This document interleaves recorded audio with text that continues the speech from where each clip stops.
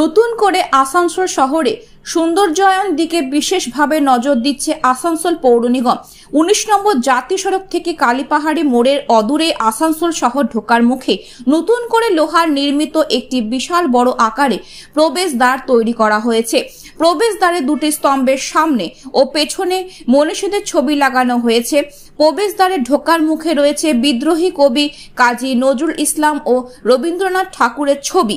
অন্যদিকে আসানসোল থেকে ফিরে আসার সময় লোহার গেটে নজরে পড়বে নেতাজি সুভাষচন্দ্র বোস ও স্বামী বিবেকানন্দের ছবি।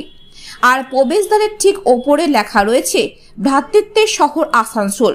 ইতিমধ্যে নতুন এই প্রবেশদ্বারটিকে নিয়ে আসানসোলবাসীর মধ্যে উদ্দীপনা চোখে পড়ার মতো। সোশ্যাল মিডিয়ায় ইতিমধ্যে তার আভাস মিলছে।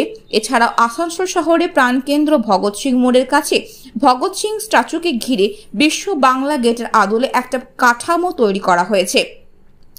তাতে আলোকসজ্জায় সাজানোর ব্যবস্থা করা হয়েছে। এছাড়াও আসানসোল শহর জুড়ে রাস্তার ওপর বাতিস্তম্ভগুলোতে তিরঙ্গা রঙের লাইট লাগানো হয়েছে।